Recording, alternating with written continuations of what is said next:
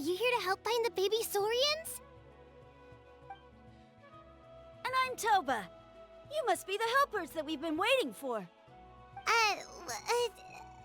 It's nice to meet you too, but we're just passing through. Oh, but Uncle Sanka said he was gonna send some of his friends over to help us. You sure he didn't mean you? Yeah, sorry. Whatever this is about, it sounds like you've got the wrong end of the stick. Wrong end of the stick? Darn it! We've been tricked, Huni. I should have known that Glasses Guy was a con artist. What are we supposed to do about the baby Saurians now?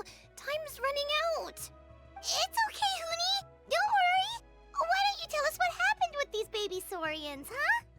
There's been a lot of unrest in the tribe lately, and my dad's Saurian got injured. Her name's Nana, and she has 3 little babies. After what happened to Nana, her babies were so scared that they ran off and hid.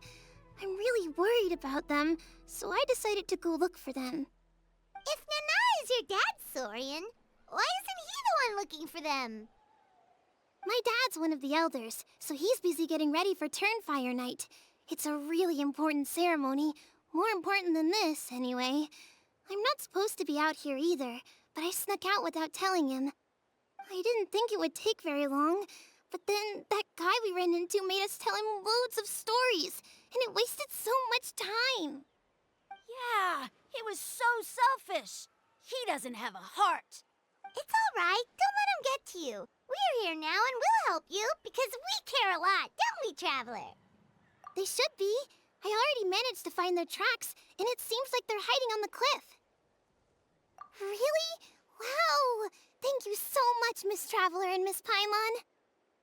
Awesome. You gotta be careful out on the cliffs, though. They're really steep. Even grown-ups have trouble climbing them.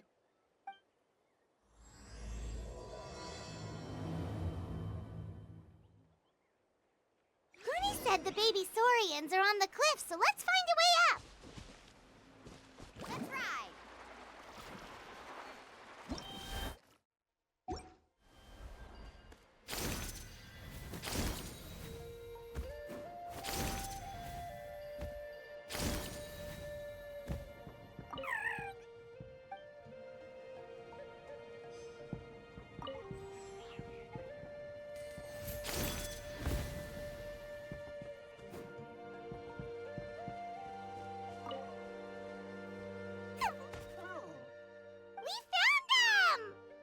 But what's that other...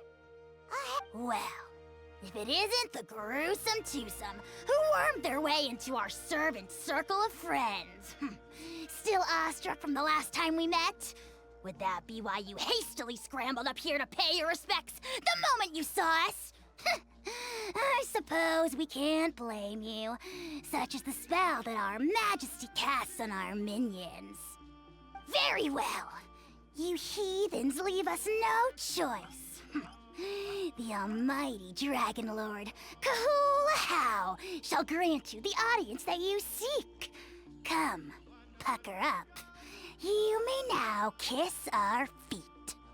Wait, aren't you like Kenichi's sidekick? What the heck are you going on about? You're somehow managing to be even more annoying than the last time we met. Silence! Who are you calling sidekick? We are the Dragon Supreme, sovereign ruler of the Nation of Flame. We shall have you know that last time, were it not for Kenichi's earnest pleading on your behalf, you would have received not a single word of mercy. Oh, come on. You talk big, but Kinich clearly has you under lock and key. That's more like it.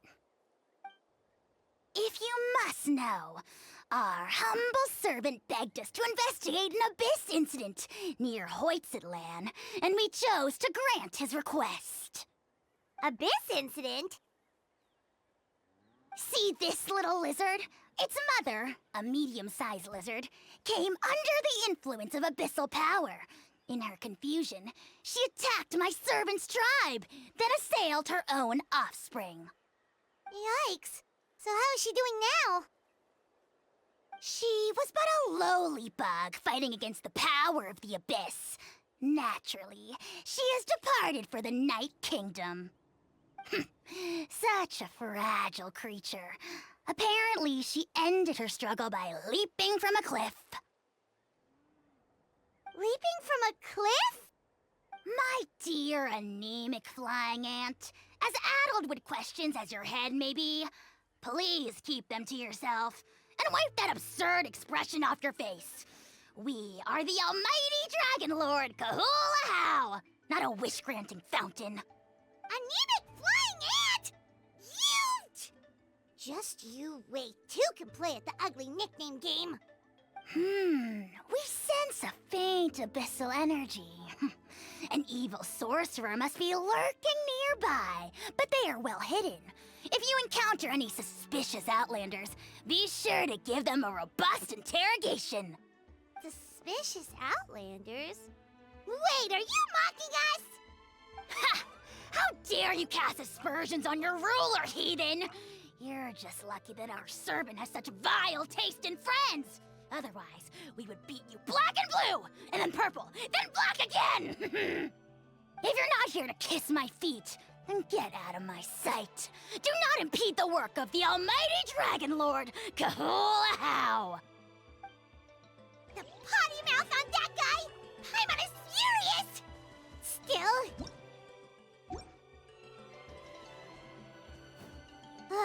let's not get sidetracked. We should take care of Huni's request first.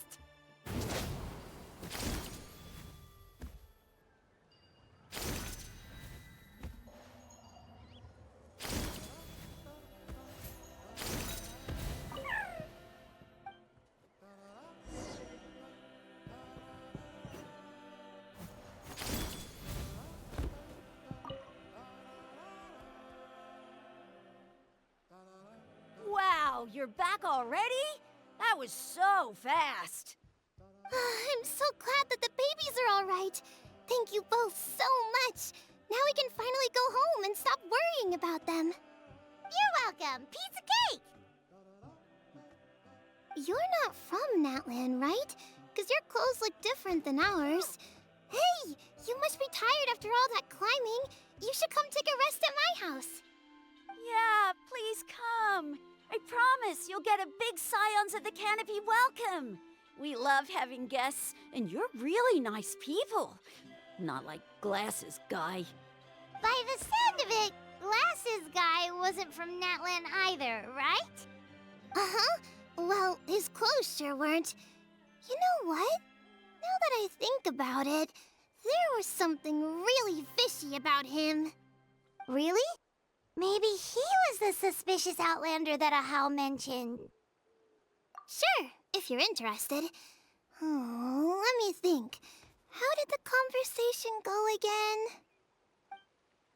Oh, please, mister. I've told you so many stories already. When are you gonna help me find the baby Saurians? Just one more story. One more, I swear. Why don't you tell me more about that ball of fire? I heard that there was a huge transparent ball of fire that used to burn 500 years ago, 1,000 years ago, maybe even further back than that. Oh, you mean Turnfire. That's where the ancient name Mollypo comes from. Oh, wow. So it was the origin of an ancient name. That's impressive. Uh-huh. There's a story behind every ancient name. The legend goes that the Turnfire first appeared in the era of the Grand Alliance. It was used by the tyrant Och Khan to rule over Natlan and oppress anyone who opposed him. Turnfire is different from normal fire. If you get set on fire with it, you'll feel horrible burning pain from behind you, but you won't die from it right away. And whatever you do, you mustn't turn back to look at it. Why? What happens if you turn back? As soon as you turn around, poof! You get burned to a crisp. Well, good golly gee. I mean, it's one thing to singe someone's clothes, but burning people alive? That is a big no-no in my book. Right? How nasty is it to burn someone from behind and not even let them turn around to look? Och Khan an evil tyrant. Yes, shocking behavior. Now, let me guess. Eventually, a valiant hero came to save the day? That's usually how these stories go. Good guess, Uncle Glasses. Seems like you really know your stuff. The hero was called Yupanqui. He's the ancestor of our tribe. Yupanqui was friends with Ochkon the Tyrant, and also Shibalanke, the first Pyro Archon. He was working as an ordnance officer for the Grand Alliance at the time. He didn't like how Ochkon was such a cruel tyrant, so he stole the Turnfire and threw it at the Ochkon's army. The soldiers couldn't defend against it, and they all got turned to ash. And that's how our ancestors set our people free. But just as he was about to leave the city, he thought he heard Ochkon calling out to him from behind. It caught him off guard, and he turned around to look. But Ochkon wasn't there. All he saw was a city burned black, an army in ruins, and giant flames reaching up into the sky. A split second later, the flames he saw burst out from inside his eyes and swallowed him up. All it took was a single glance. As soon as he looked back, he was burned to a crisp. The question is, was this the price he paid for stealing the Turnfire, or the price of turning back? Nobody knows the answer. But the fire that consumed Yupanqui burned more fiercely than any other. It burned for 100 days until it burned a hole right through the ley lines. And then, the flame dropped into the deathly dark Night Kingdom, where it still burns to this day. The grown-ups say that it lights up the path that leads to the next life. But for the dead to be reborn, they have to accept the flames and be purified by the fire first. It's like a final look back at your life, where you have to answer for everything you did. Anyway, that's the story of Yupanqui's Turnfire. Ah, a fine parable indeed. So, is it true? Is it really possible to find this fire in the Night Kingdom? I don't know. I think it's just a story.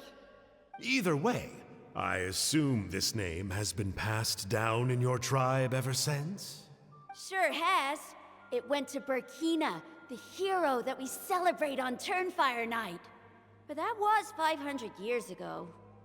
Yeah, and now it belongs to Kinich. So we often call him Malipo Kinich. Kinich, huh? All right, Uncle Glasses, that's enough stories. Now, can you please go find the baby Saurians for us like you promised? I would, but doesn't the legend of the Turnfire teach us not to look back? Let's not go dredging up the past. Tell me more about this Kinich guy. One more story, I swear. Starting now. No? Careful, Toba. You look dangerously close to cursing me out right now. Tut tut. We can't have that. Cursing is for grown-ups only. Uncle, you'd better not be trying to trick us, or the Turnfire will get you when you die. How would it get me if I'm outside of Natlan? Uncle Glasses isn't from here, you know. Unlike you. Huh? Wait, is that? All right, kiddos. I'm a man of my word. 2 of my friends are on their way here, and, yeah, they'll help you out on my behalf. Work them like dogs, okay? That's what they're here for. Don't go easy on them just for my sake. Really? Well, first, can you tell us your name? We met at the foot of this cliff, so beneath the peaks, let's go with Sanka. Seriously? If you don't believe me, turn around and see for yourselves. They're right behind you. Huh? Where? Oh, wait! Uncle Sanka, where did you go? Yeah, definitely a fishy character. It sounds like he was digging for info about the ancient names. Yeah, and not only that, but he betrayed us too. He'll pay for this. All he got out of us was some stories, though. What's the worst that could happen? Traveler, maybe we should go tell Kinich about this. Ahau says he's investigating it, but he's a bit of a loose cannon. We probably shouldn't take him at his word. Huh? You know Kinich? Not very well, but we have met him before, and one time we had a meal together. Aw, man, I'm so jealous. I never even spoken to him. He's so cool. He's the Saurian hunter, and he has a really awesome ancient name. Me neither. I don't think my dad really likes him, though. He always tells me to stay away from him. Probably because of that little creep he always hangs out with. He's nasty, and he's so full of himself. Oh, the creep who calls himself Kahul Ahau? Yeah, we've had the pleasure of meeting him too. He sure loves pushing people's buttons. Exactly. I don't know why Kinich partnered up with him. Why didn't he pick me instead? Uh-oh. Huni, look how late it is. We've been out way too long. We better get home now or we'll get yelled at. Oh, yikes. You're right. Okay, well, this path here leads to our settlement. If you decide to visit, remember to come to my house. If there's anything you need, my dad can help get it for you. Hope to see you soon. We gotta run. Bye for now.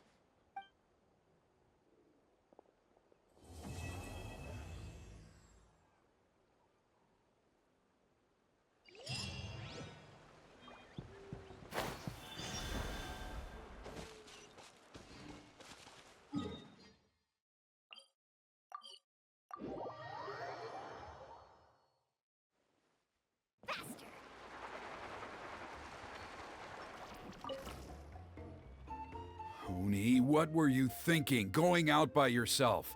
Don't you know how dangerous it is? It's okay. Toba helped me. And we met some kind strangers who helped us. And Kind strangers? What made you so sure they were so kind, huh? Oh, I suppose they had kind stranger written on their foreheads? yeah, actually, they did. In big, bold letters. Don't talk back to me. The Mountain King problem still hasn't been solved. What would I do if I lost you too? No dinner for you tonight. They were good people, Dad. Dinner or no dinner. Hello again, Huni.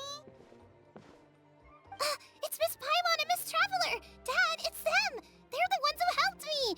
And I promised we'd take care of them if they came to visit. Oh, so you're the kind strangers. Well, I'm Trinidad. Apparently, you helped my daughter today, so if there's anything you need, just ask. As an elder of the Scions of the Canopy, I've got some influence around here. Now, I trust that you're sensible people who know better than to take advantage of their host's generosity. 1 million mora! At least you're a straight shooter. I can respect that much. Dad, please. They're not bad people. They've eaten at the same table with Kinich before. Be nice to them. Kinich? Wait! I heard that 2 mysterious travelers from afar showed up at the Stadium of the Sacred Flame. Are they you? And Paimon's the other. I do apologize. A lot's been going on in our tribe lately, and I suppose the pressure must be getting to me. I can't believe I was so rude to you. I feel ashamed. We got off on the wrong foot. Can we, start over? Oh, now we're talking. Seriously, though, don't worry about it. Already forgotten. We're just happy to see Huni got home safe and sound. Oh, you just arrived, I take it, and it would be my honor to give you a hero's welcome tonight. Careful now. That's quite an about-face. We've heard that kind of thing can lead to spontaneous combustion around these parts. My dear traveler, you are very perceptive indeed. Go inside now, Huni. Dad's got some important business to discuss. Okay. Look after Miss Traveler and Miss Paimon. They're very special guests. Well, we'll hear you out, but we can't make any promises that we'll be able to help. Well, this is a matter of utmost importance. Please, allow me to explain. For many years, our tribe has celebrated the Turnfire Night. It is a traditional ceremony among the Scions of the Canopy in which we remember our ancestor, Burkina, and his companion, Kangamato, the Mountain King. Burkina was a hero who bore the ancient name Malipo, and Kangamato was a powerful Yupanqui warrior. Together, they fought against the Abyss. They were victorious, but it came at a great cost. Burkina paid with his life. The Mountain King survived, but was contaminated by the Abyss, and he remains in hibernation to this day. Normally, Yupanqui never live longer than a century. It is possible that the abyssal power is responsible for his unnaturally long lifespan. Oh, that's right. The Mountain King is a living symbol of our glory, but even this glory comes at a price. The abyssal power inside him is highly sensitive, and when it is disturbed, he awakens and flies into a blind rage, attacking anything that moves. So, besides the ceremony, another important part of Turnfire Night each year is cleansing the abyssal power inside the Mountain King so that he will remain sound asleep. However, Abyss-related incidents have been on the rise in that land lately, as I'm sure you're both aware. As a result, it has become increasingly difficult to keep the Mountain King in hibernation. Only 5 months have passed since the last Turnfire Night, and he's already showing signs of instability. Has he woken up again? He has. We managed to contain the situation by performing a makeshift ceremony right away, but it was a close call. He could reawaken at any moment. Also, he attacked and wounded my companion, Nana, during the ceremony. She became contaminated by the Abyss as a result, and... We heard. Such a tragedy. We're really sorry for your loss. Yes, and Nana wasn't the first. Anyway, right now we're preparing for an exceptional Turnfire Night ceremony, and we need to find a suitable flame bearer. From what I've heard about your adventures, I believe you would be perfect for the role. Of course. Plus, he's a bona fide hero who inherited the Malipo name. Oh, you mean Kinich? Yes, he's the one. A hero, worth his weight in gold. And unfortunately for us, he's all too aware of that. No prizes for guessing what he said when I asked him to host a Turnfire Night outside of the annual schedule. An exceptional ceremony? Oh, I'll have to charge an exceptional price. I swear, no other concept exists in that boy's brain. I'm not the one to usually talk about people behind their backs, but I'm convinced the Wyab got hit on the head and took a wrong turn the day it chose to give that ancient name to him. I mean, have you ever heard of a hero whose mantra is, "What's your asking price?" Oh, and don't get me started on that insufferable Ahau he hangs around with. Thinks he's God's gift to mankind. Pompous fool. Yeah, Paimon has to agree on that last part. Anyway, the fact is, the ceremony can just as easily be done without him as long as we can find someone else. And besides, you two seem like much better candidates. So, what do you think? Well, you'll gain the respect and friendship of the Scions of the Canopy. Something no amount of Mora can buy. Wonderful! I can't thank you enough. Huni was right about you. You have kindness in your hearts. Come with me to the other side of the mountain. I'll bring you up to speed on each step of the ceremony. As experienced warriors, I'm sure you'll pick it up in no time.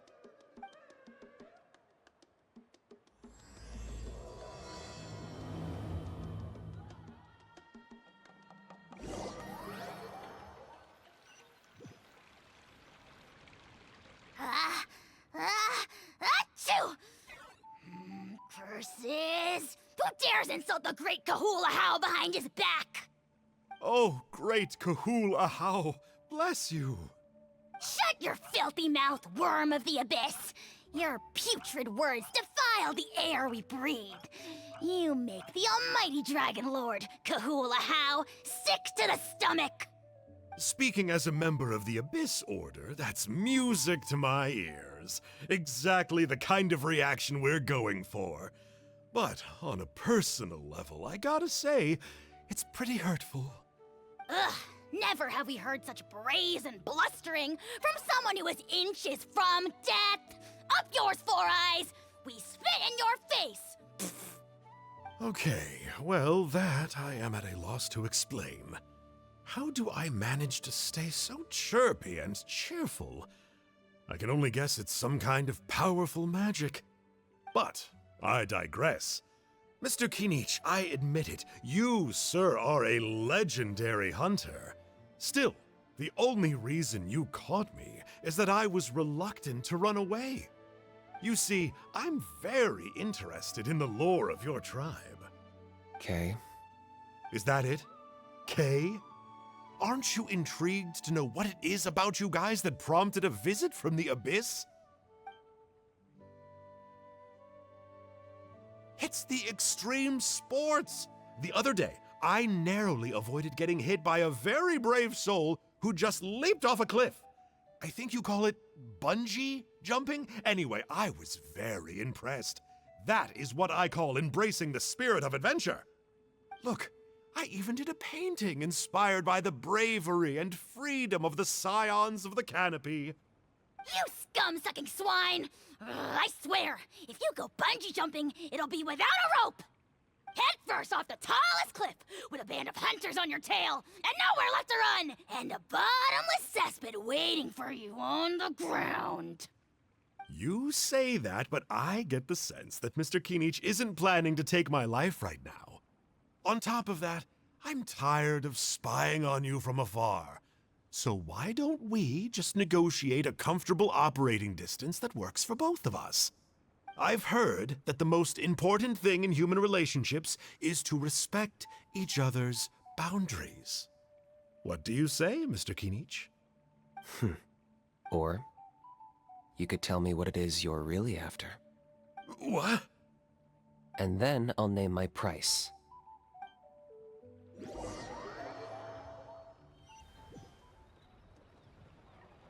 Off we go.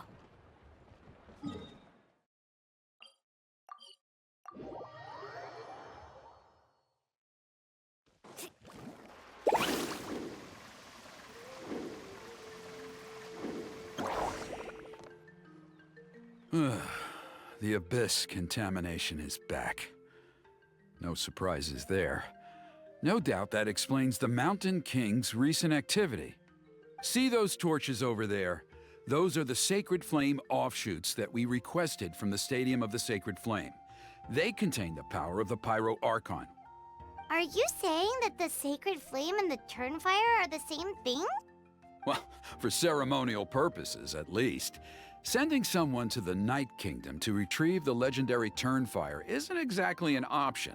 More to the point, though, the Sacred Flame is able to burn away abyssal filth, so that's why we use it in the ceremony. Gotcha! So basically, we just need to clean up the filth with the Sacred Flame. Well, that's one part of it, yes, but the complete ceremony is a bit more complicated than that. First, the flame bearer must collect a kindling of the sacred flame from the starting point, then use a grappling hook to fly up into the sky and light each of the sacred flame pillars.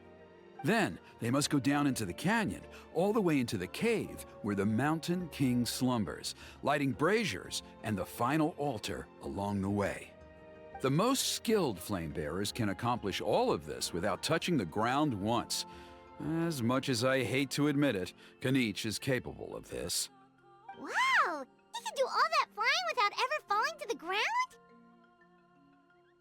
Well, of course Paimon can. It'd be much harder for you guys.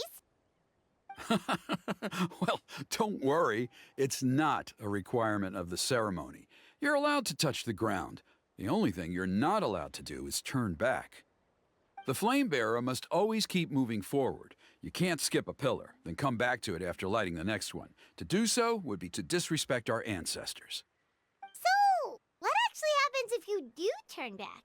Surely the fires don't just go out.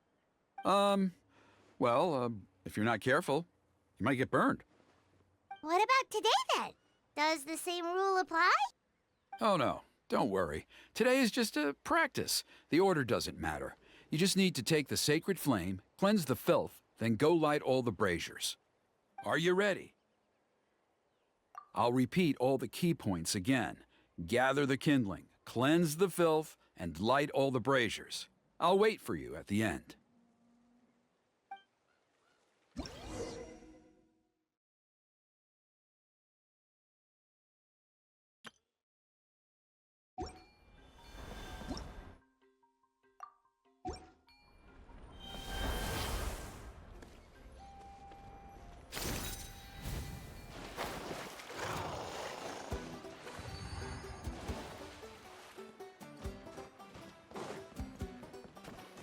Alright, let's use this kindling to complete our mission.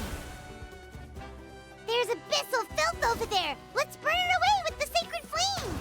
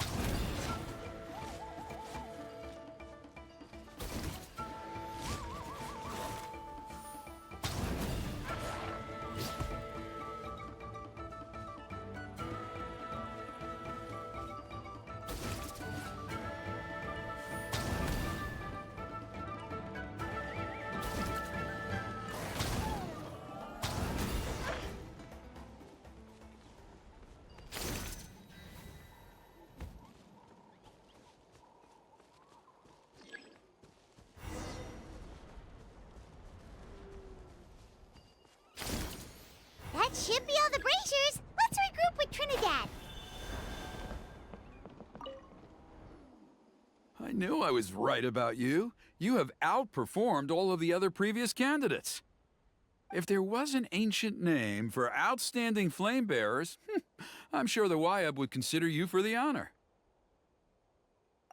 Yeah, although it would probably take Paimon quite a bit longer.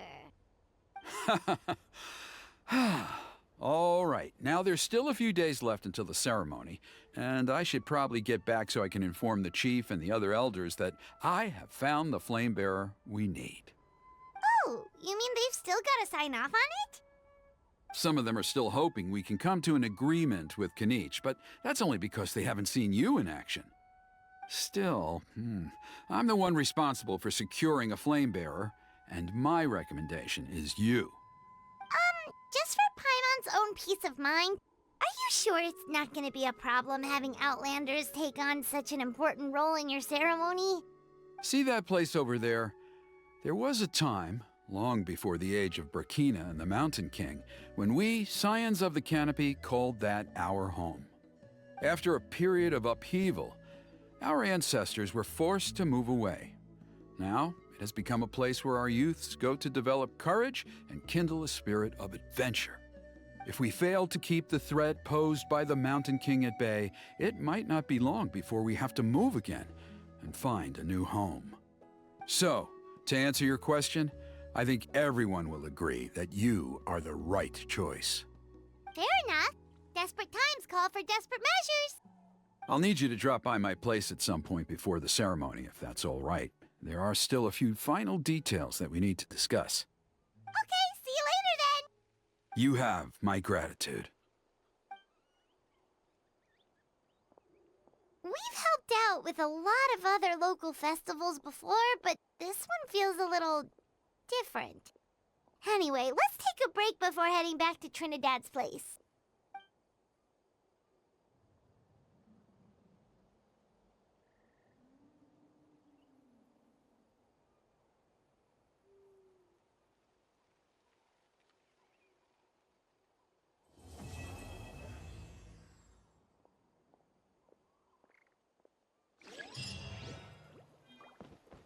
Carving waves!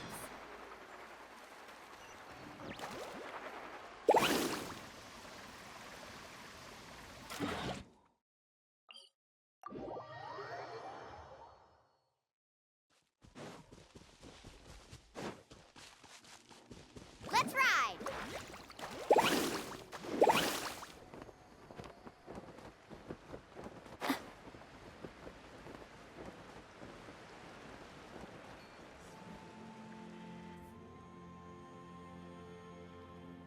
Traveler? Paimon? Kinich! Fancy meeting you here. We've actually been looking for you. I'll get straight to the point. I hear you accepted a proposal from Elder Trinidad. Oh, the, Turnfire Knight, you mean. You were still his first choice. It's just... Oh, jeez. It's not what it looks like, promise. Chill, it's cool. I only mention it because there's something you should know. And I suspect Elder Trinidad hasn't been completely forthcoming with you. His true intention is to resolve the Mountain King problem once and for all. Once and for all? You mean this'll be the last Turnfire Knight ever? That's right. He wants to use you to send the Mountain King to the Night Kingdom. To the Night Kingdom? You mean... To his death. Whoa, are you serious right now? You shouldn't go blurting out accusations like that. It could get you in trouble. Too blunt? Okay. I'll phrase it more gently. There is potentially a possibility that Elder Trinidad may be hoping that during the course of the ceremony, you kill the Mountain King dead. But that's ridiculous. He told us the Mountain King is a living symbol of your tribe's glory. And that glory comes at a price. Oh, that's right. The Mountain King is a living symbol of our glory, but even this glory comes at a price. Ah, yes, and Nana wasn't the first.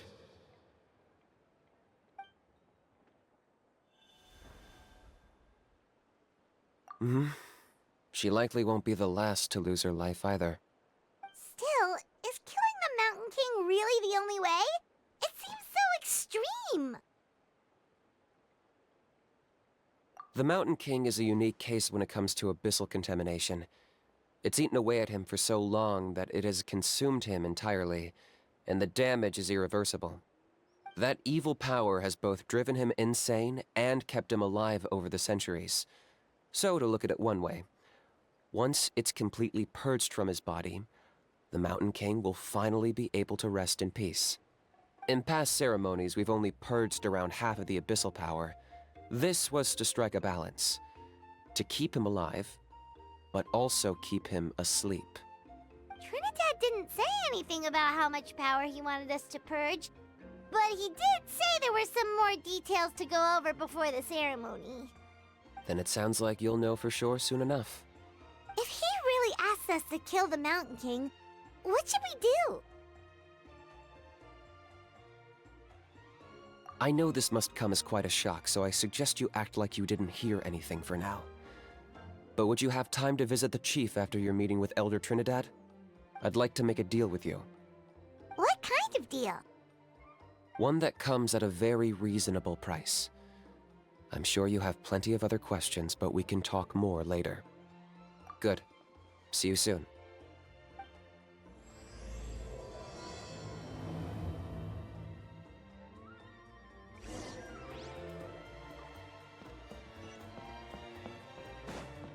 Faster!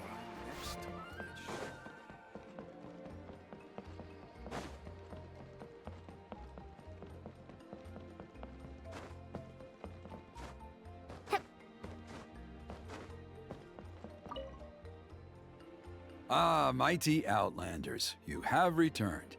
Did you have a good rest? It was, pretty good, yeah. Glad to hear it. Things are progressing very smoothly on my end. Many of the elders have heard of your heroic deeds, including the chief. They all speak very favorably of you. There are still those who insist that the ceremony should be performed by the bearer of the Malipo name. But they're just stuck in the past. We need to move with the times. Plus, Kinich doesn't want to do it anyway. Exactly. So, now, it's time for us to discuss the finer details of the ceremony. We covered the fire lighting part of the proceedings yesterday. The next part is the purification of the Mountain King.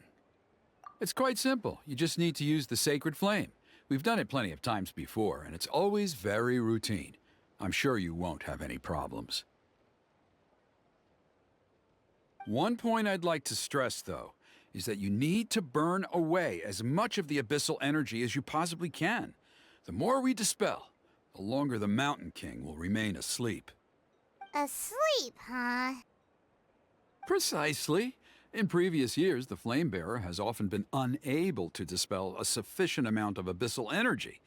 That's the only reason why we have to perform the ceremony on a regular basis. But I understand that you have a lot of experience fighting against the Abyss, and you seemed to wield the sacred flame quite effortlessly yesterday. With your help, I'm optimistic this time we can dispel all the remaining abyssal energy from the Mountain King's body, freeing us from this ever-looming threat for many years to come. Traveler? So this doesn't faze you at all, huh? You clearly have a lot of confidence in yourself. If that's all you really need to know, the ceremony's in 3 days. I'll come and fetch you when we're ready. In the meantime, feel free to take a look around our settlement. It would mean a lot to the elders if you got to know some of our people. And if you wouldn't mind helping them out with a few errands here and there, that would be even better. So now we have extra errands to run? Maybe we should add a little extra to the price. Just a humble suggestion, that's all. It will help you gain the respect of our people, and as a mighty hero, I truly believe that's what you deserve. I'll be sticking around for the next few days, so if you have any questions, you know where to find me. Seems like Kinich was right. We should go meet up with him right away. Carving waves!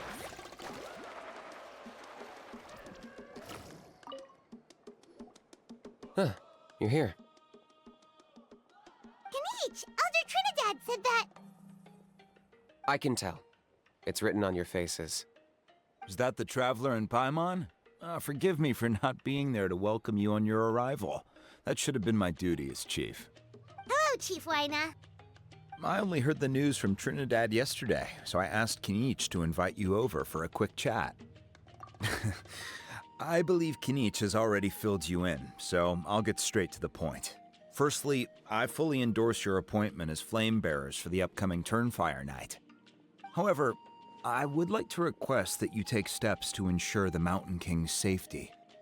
Every child of our tribe grows up hearing the tales of our heroes, from Yupanqui the Firebringer to Burkina and the Mountain King who fought against the Abyss. This is our history and our heritage, the source of our pride and the center of our faith.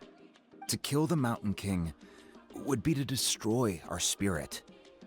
I would never be able to face our ancestors in the Night Kingdom. Nana's death was a great tragedy, and I do not blame Trinidad for the actions he has taken. Nevertheless, I cannot allow any harm to come to the Mountain King. The very roots of our identity are at stake. My honored guests, please give this matter your serious consideration.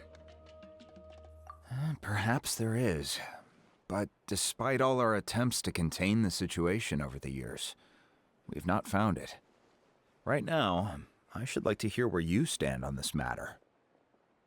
I must say, I find this troubling, though I'm sure you need more time to consider it fully. No matter. There are still 3 days left before the ceremony. I hope they will bring you clarity. So, Kinich, earlier you were saying that... Let's walk and talk. I'll show you around the tribe. That works too. Paimon needs to get some air after this.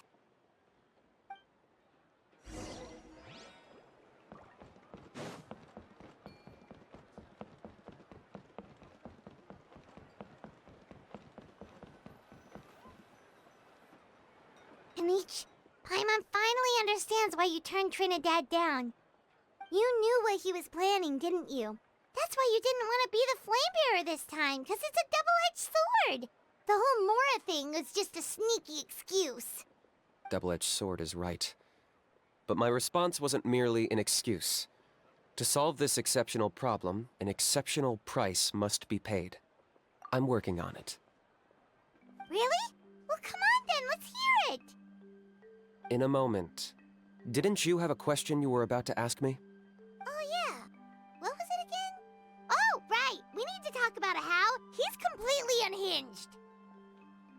I agree that he has a problem. He needs disciplining, so I hired him a teacher. You got him a teacher? Oh, Paimon would love to see him get scolded for bad behavior. Anyway, moving on. When we ran into a how, he said you two were investigating some abyss thing together.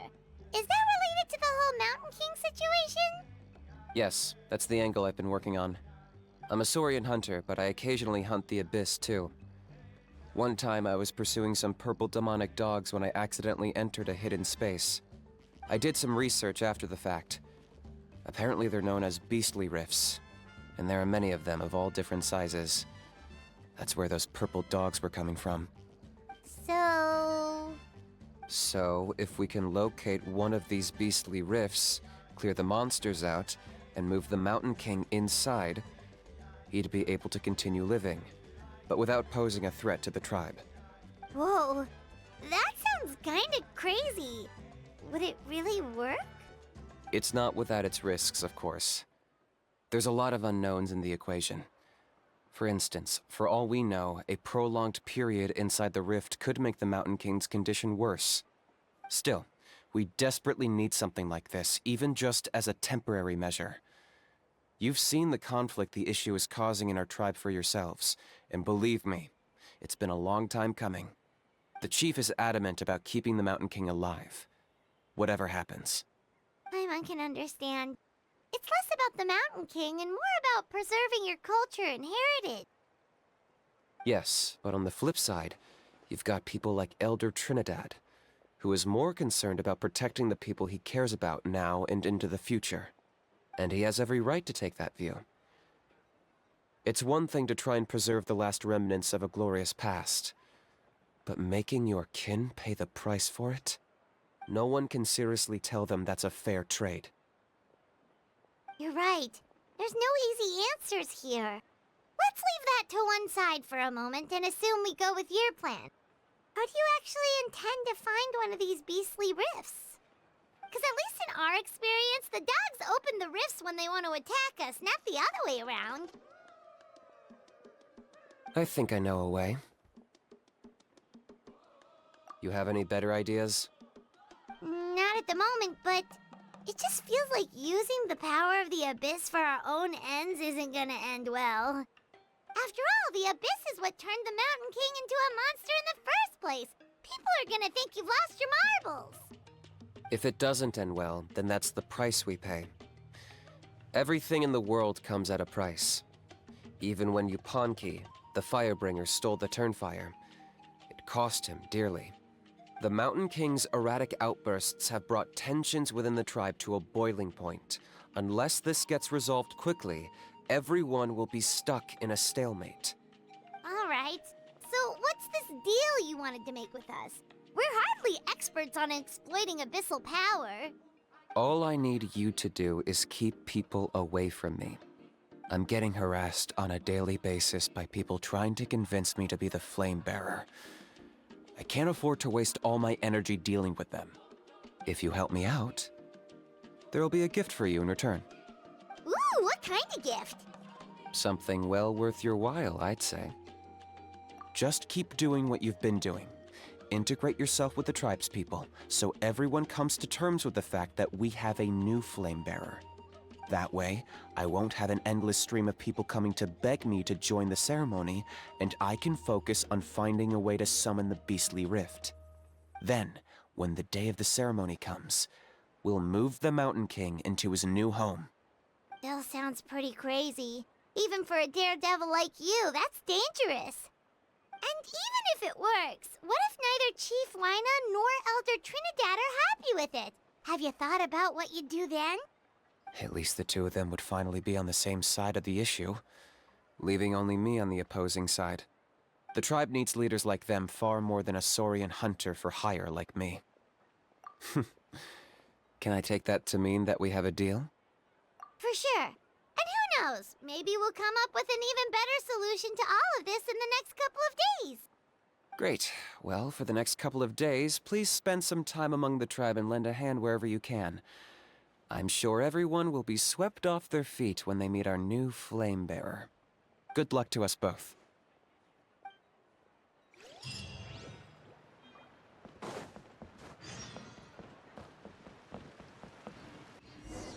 Okay, task for the day. Meet the tribespeople and take some heat off of Kinich's back.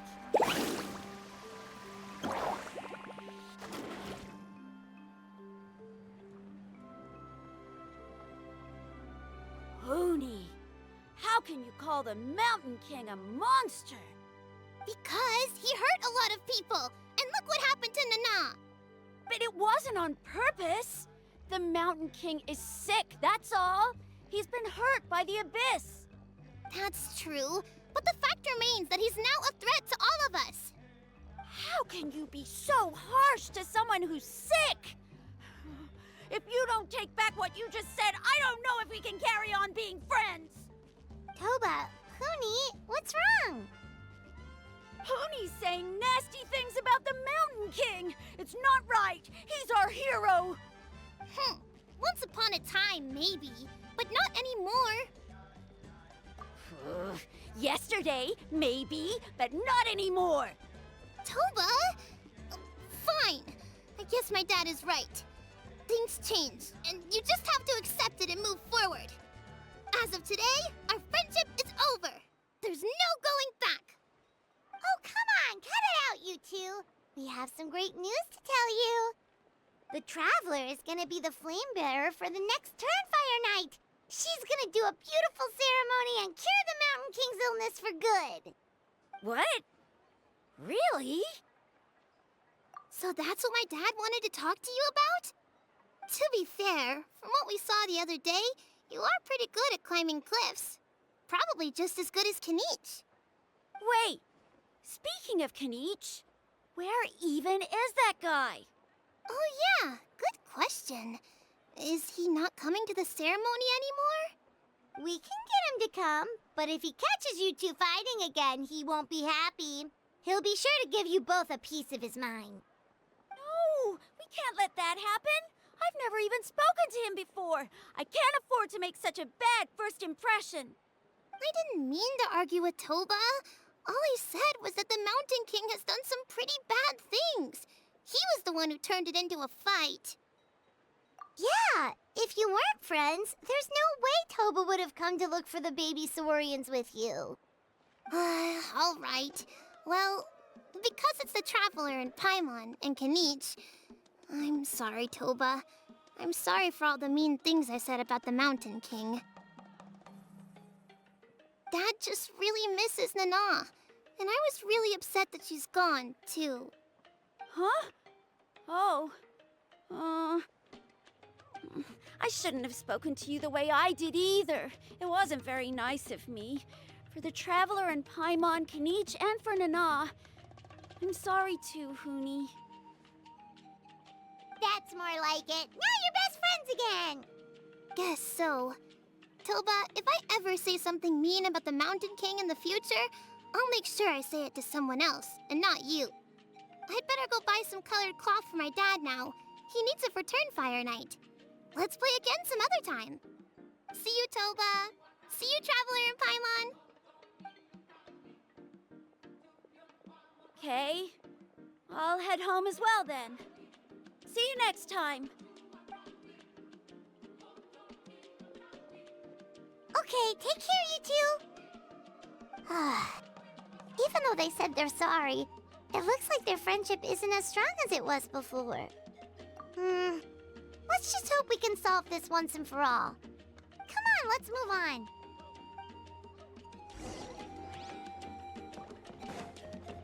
Huh? What's going on over there?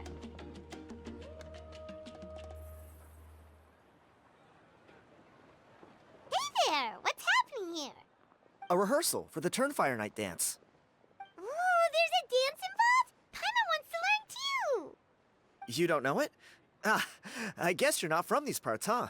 It's rare to see a new face around the tribe these days. I thought everyone would be keeping away. Why do you say that? Because of the Turnfire Night, of course. The Mountain King could wake up at any time. That's why we're holding an emergency ceremony. This isn't one of those fun and games festivals. For outsiders, it might even be a little dangerous. Well, did you know that the Flame Bearer this time is actually gonna be an outsider? Oh, I did hear about that. It's a first for sure. I would have loved to meet them in person. What? Oh, it's you? Man, oh man. Well, this is a nice surprise. It's funny, I was just thinking that I'll probably miss out on meeting the new Flame Bearer since I'm not taking part this time around. Then suddenly, there you are. Must be my lucky day. You're not taking part in the Turnfire night? How come? You're not an outsider too, are you? You must be joking. Watch this.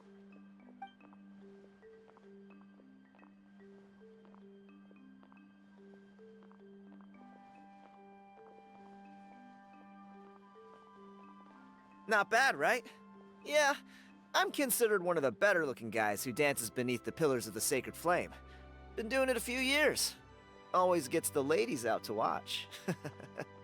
Oh, very impressive. So why'd you quit?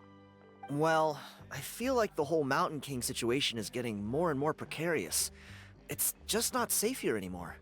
One of our elders' Saurian companions even lost her life not long ago. The question is, what are we gonna do about this in the long term? But our leaders don't have any answers for us. They're probably too busy fighting about it amongst themselves. The way things are going, it's only a matter of time before it gets violent. So I figured, you know what? Now's as good a time as any to get away for a little while. Go do some exploring. You look a little disappointed. Disappointed? Nah, it's a great opportunity to go see the world. As every male scion of the Canopy knows, wherever you are and wherever you go, the only way is forwards. We take pride in that. I won't forget my roots. I managed to get in touch with the Saurian Relics Association. They gave me a simple test. Find a decent quality relic, and they'll make me a member. What's the Saurian Relics Association? You've never heard of it? It's a group of amateur history enthusiasts who do research on the ancient Saurian era. They're all about collecting relics and remnants from that age. Speaking of which, the guy who was Flamebearer before you, I've heard that his Saurian buddy comes from that time. A how? A how's a relic from an ancient Saurian civilization? Oh, yeah, him. So you know, then do you know how they met? It was deep inside some mysterious ruin, and they signed a contract there. The association folks say that the kind of contract usually comes with a huge hidden cost. Really? That sounds ominous. Who knows? But if it's true, Kinich can probably handle it. He knows what he's doing with weighing up contracts and costs and stuff. I doubt he'd make a contract that doesn't benefit him. Strangely enough, I actually happened upon a strange mural a while back, and it looked to me like it was depicting a Saurian and a human involved in some kind of Saurian-era contract ritual. Oh, does that count as a relic then? You bet it does. I was all ready to go take a picture of it and use that as my entry ticket to the association. But after all the abyssal activity recently, I heard that area's been overrun by monsters. The best laid plans, huh? I'll just have to wait and see if things improve. Or... you look like you know your way around a fight. I don't suppose there's any chance you'd be able to help? If all you need to get is a picture, that should be pretty achievable, right? The Traveler deals with monsters all the time. It's a piece of cake. Wait, you're seriously gonna help me out? Come on, it's no big deal. Compared to some of the things we've been roped into before, this is nothing. Pyro Archon above, you two have hearts of gold, you know that? You're the kind of people who could dive into the Turnfire deep in the bowels of the Night Kingdom, and it wouldn't burn a single hair off your head. Of course it is. All right, come with me. I'll show you the way.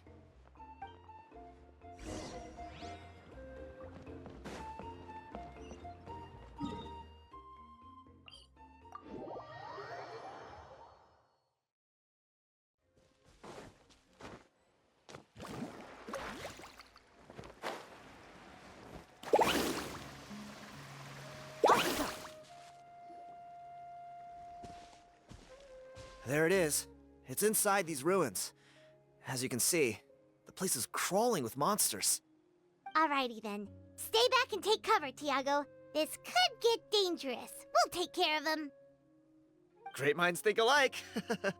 I'm not about to cramp your style.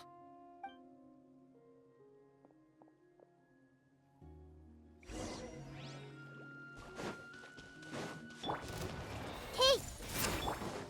Strike a pop. Out of the frying pan! Woohoo!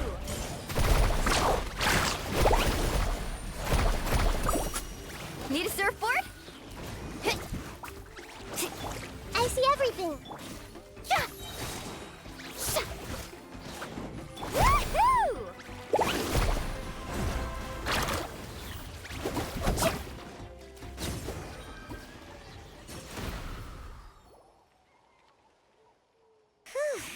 That should be the last of them. It's a good thing Tiago had the sense to stay in his hiding place, or things could have gotten really hairy for him. Hey, look! That's gotta be it, right? Definitely looks like a mural. True.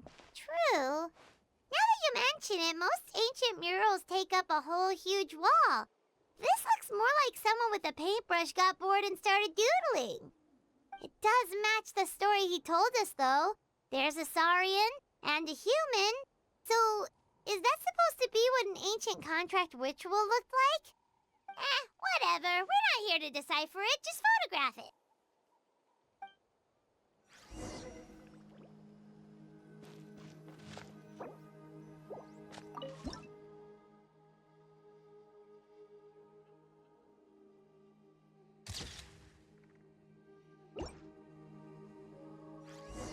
That's a wrap. Let's take it back to Tiago.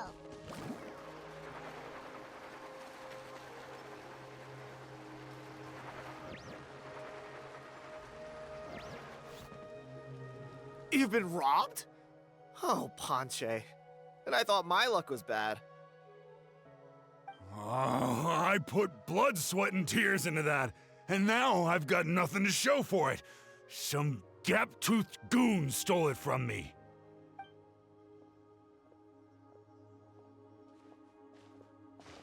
Tiago, is this the picture you were looking for? Let me take a look. Yep, that's the one. Pyro Archon above, you two are superhumans. Hey, Ponche, come and say hi to these guys. They're gonna be the new flame bearers, and they're tough as nails. Wait, are you the Traveler and Paimon? Huh? You already know each other? I don't think so. My nephew Toba's been telling everyone about you. He says you're crazy strong, super friendly, that you helped him out, and that you're gonna be our flame bearers this Turnfire night. Oh, so you're Toba's uncle. Great to meet you, sir. Sounds like we managed to make a bit of a name for ourselves. Toba's not wrong, my friend. These two are honestly some of the nicest, most genuine people I've ever met. Everyone speaks incredibly highly of them. Seriously, if you're comfortable telling them about what happened, I guarantee you they'll sort it out in no time. Really? All I want is to get the fruits of my labor back. Allow me to explain. Ponche is a well-known scholar within our tribe, author of the widely acclaimed book, Yupanqui's Turnfire. Unfortunately, the book was stolen by a treasure hoarder a few hours ago. I spent years of my life researching that book. I visited every last ruin, interviewed every descendant of every hero in our history. On the word Malipo alone, I covered at least 5 different interpretations of the meaning based on accounts from different villages. It was an unparalleled masterpiece. And now it's all gone. That little goon ambushed me during my morning walk. He snatched all of my belongings, including my entire manuscript. That book was everything to him. It's like they robbed him of his soul when they took it. Look at him. Lost and listless. He's a shell of the man he was. Dear honored guests of our clan, I am but a helpless old student. If only for Toba and Tiago's sake, please help me, I beg of you. See what I mean, Ponche?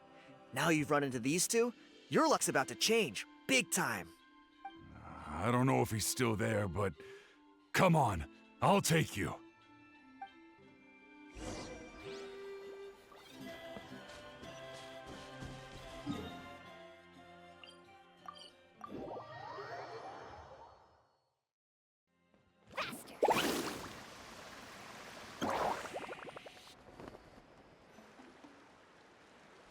Hey!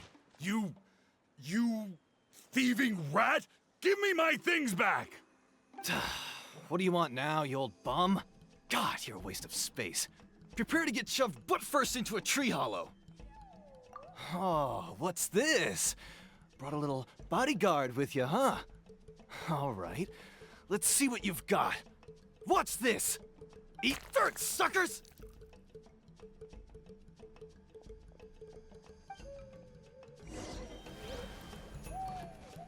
Hey, he's trying to get away! You good? Let's chase him down! Stop, please! By all the warriors, heroes, gods, and kings, I can't run any longer. Please, I don't have your stuff anymore. Have mercy. Oh yeah? Well, where is it then? I threw it away. You threw it away? The old bum's bag didn't have a single mora in it. Just a tatty old book, worn out pens, and some old rags.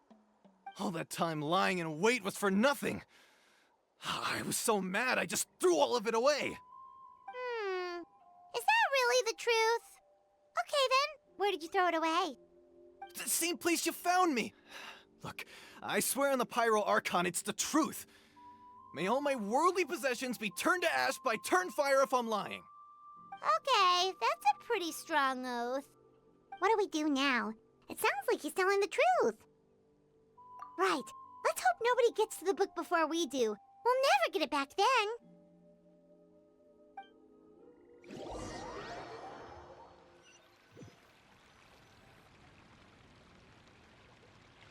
Although the Turnfire is a heroic symbol in Hoytzatlan, it always comes with the more ominous implication of eventual tragedy. This holds true for all bearers of this ancient name in recorded history. Each one of them died of non-natural causes, as if the specter of the Turnfire was always lurking in the background. This appears to suggest the existence of some higher power that is always watching the name-bearer, examining their actions, and eventually demanding payment in return. None can escape this payment, unless, perhaps, they could honestly swear by Turnfire to never make a single mistake in their entire life. Yupanqui's Turnfire. What an incredible work on ancient name philology. I can't believe it was just lying there for me to take. Let me see, the author is Ponche. Nice. A gentleman and a scholar. Silence, book muncher. The great Kahula will suffer your droning voice no longer. Do you truly find no joy at all in perusing such rich historical records? Joy? What joy is there in this pointless drivel? Well, it makes a pretty shocking prediction. Every bearer of the ancient name Malipo eventually meets a grisly end. Maybe that's the price you pay for the name that means price? What? You're saying Kinich will die a violent death?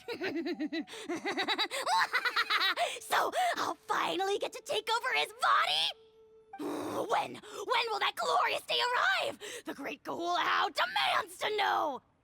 Wow, you are just irredeemable, aren't you? An agent of chaos down to the core. You make us Abyss Order folks look like saints in comparison. Silence, maggot! To presume that anyone compares your kind with the great Kahulahau is sheer vanity. And if that day ever comes, oh, your doom will soon follow.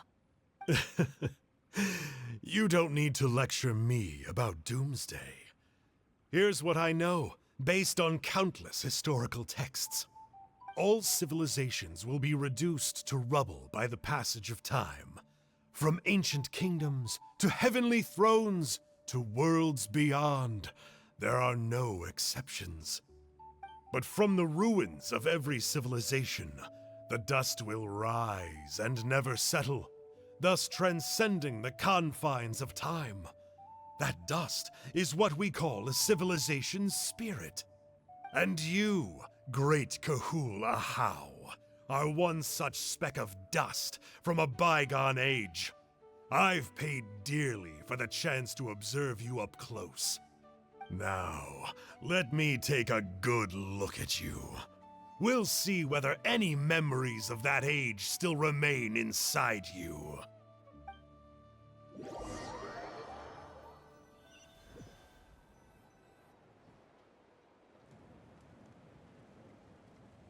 We're so sorry, Mr. Ponche, but we couldn't find your manuscript anywhere. Does that mean all of my hard work was for nothing? You gotta stay positive, Ponche. You might have lost the book, but the brains behind it are still intact. Surely you remember the main points at least? The whole reason I worked so hard to get it finished before the Turnfire night is because I hoped that maybe it might help us find a way through these trying times. But now... well, not exactly. But I thought my research might at least be a starting point. Oh, really? So what did you find out in your research? I think the key to all of this lies in the power of Malipo. Ponche, you know as well as anyone that ancient names don't hold any real power. Symbolic power doesn't count. You're right, but Malipo may be a special case. Given that it first arose in the era of the first Pyro Archon, it might contain remnants of Xbalanque's power. Yeah, I remember that story. My grandpa told it to me when I was a little kid. Maybe you're the special case. Most kids stop believing in that stuff by your age.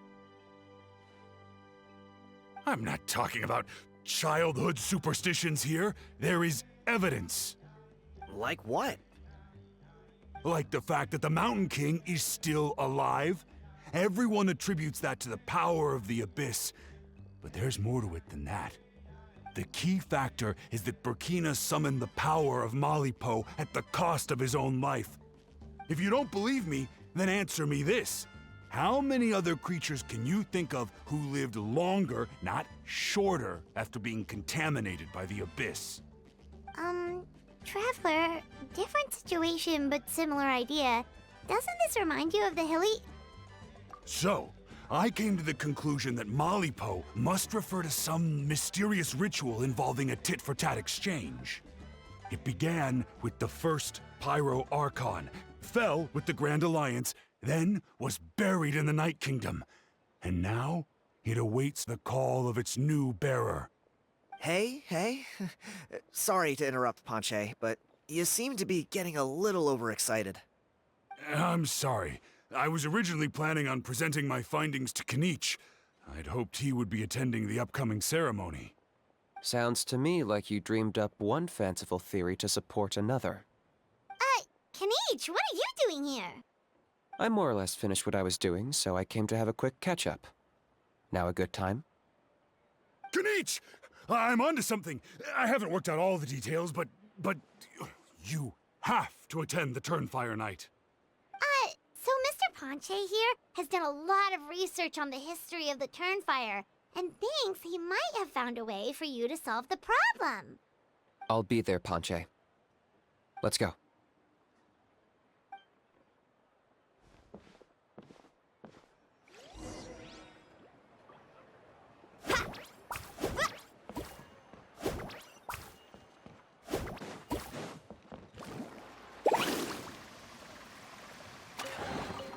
The best step's always at the bottom.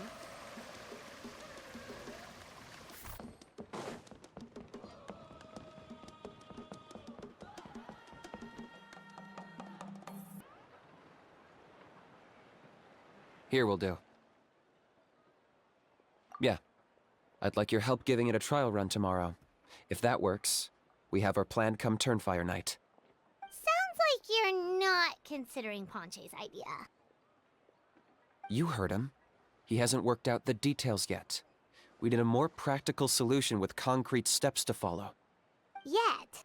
Are you saying you think he might actually be onto something? I think it's possible, based on something I know about the war 500 years ago. Burkina didn't fall to the abyss. He was killed by the Mountain King in an episode of madness.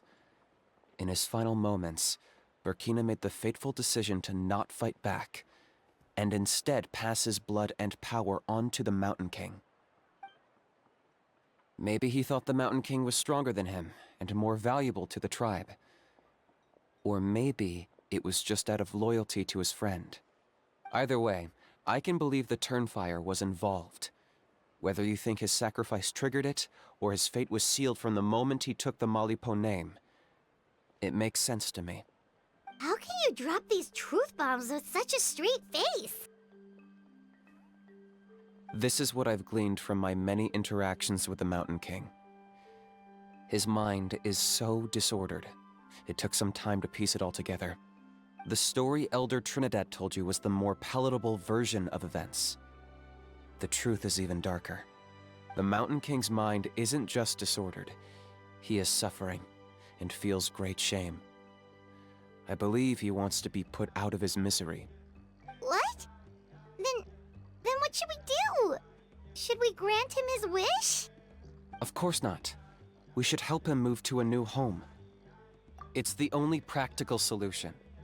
The Mountain King is a hero to my tribe. An object of worship, even. Ending his life would be like desecrating a statue. Still, he's been the cause of multiple disasters, and we can't afford to have any more. Ugh. Practical solutions hurt Paimon's brain. Can we follow our hearts next time? Then let's break for the day. I've already found a suitable venue for tomorrow.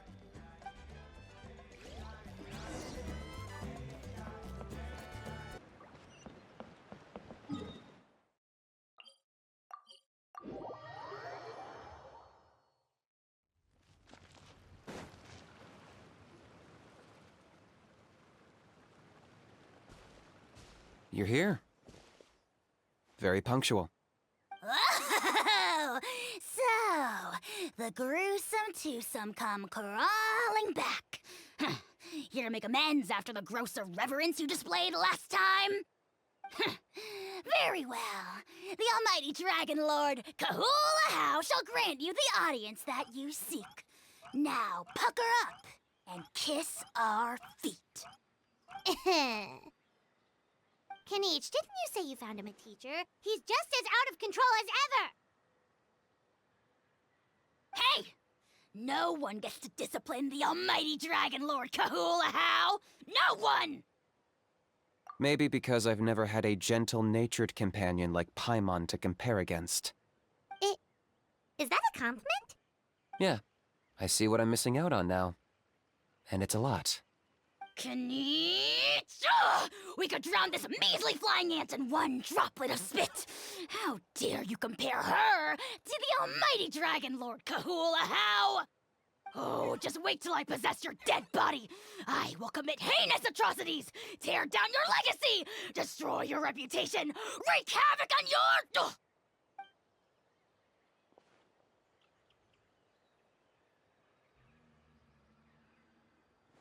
Traveler, Paimon, let's get down to business. Once we've opened the beastly rift, you're welcome to toss a how in there for a couple of days. With pleasure. You don't need to ask twice. I got my hands on this device in a trade. It's meant as bait, but it'll also stabilize the abyssal energy. The rift towns will tear through space to get to this. Once they're here, we take them out and claim the rift for ourselves. You'll find out soon enough. First, let's try this out.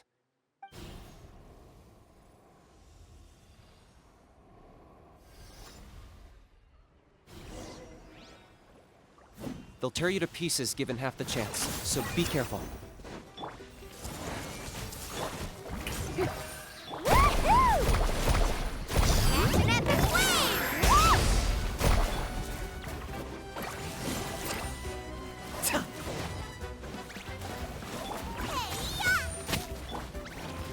Target acquired!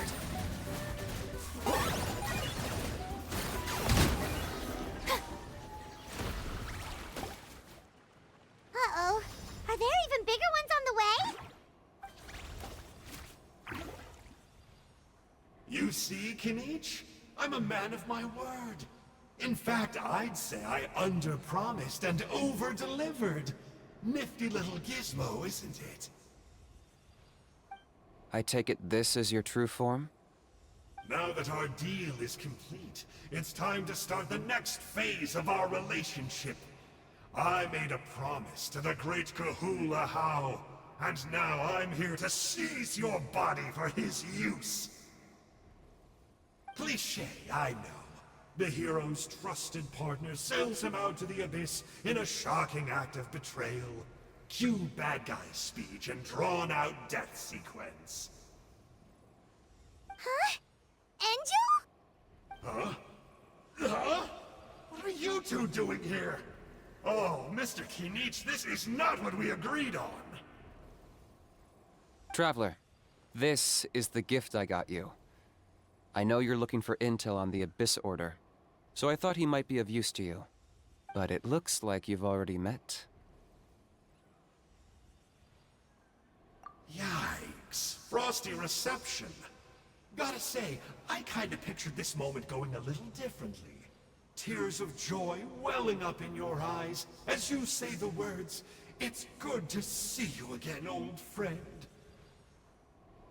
Don't be ridiculous. Sounds like you've been reading too many romance novels. There we have it. Change is inevitable and nothing lasts forever. What a pity. Well then, time for you to meet the new me. This time, please call me Sanka. Sanka! Aha!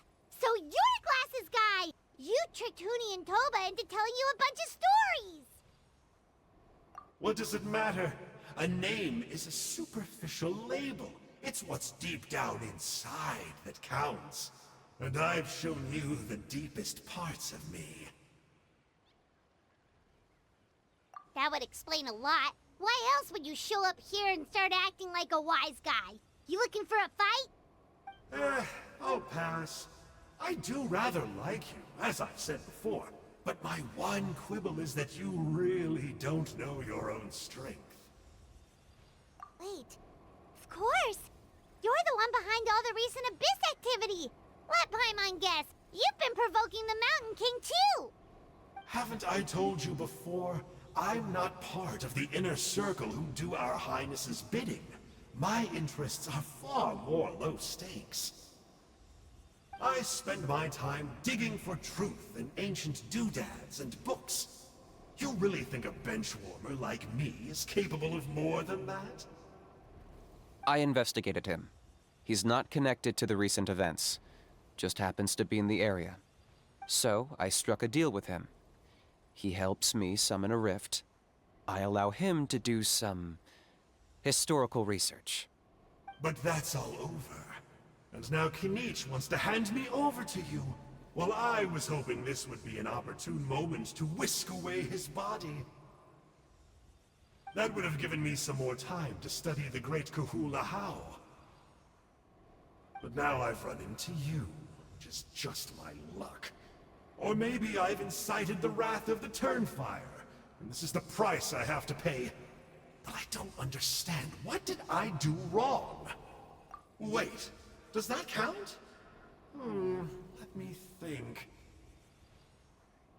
How? You are the worst of the worst! Colluding with the Abyss Order against Kinich? How could you betray your partner? There is no betrayal. The almighty Dragon Lord Kahula How is a partner to no one.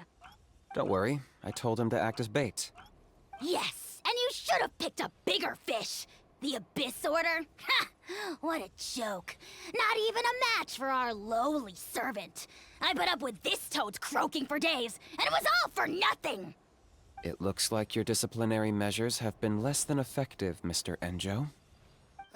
What did you expect? Behavioral rehab isn't really our thing. Otherwise, we might as well change our name from the Abyss Order to the Abyss Boarding School. The abysmal disorder would suit you better. Kinich! Dispose of him! He is of no further use to us! Traveler?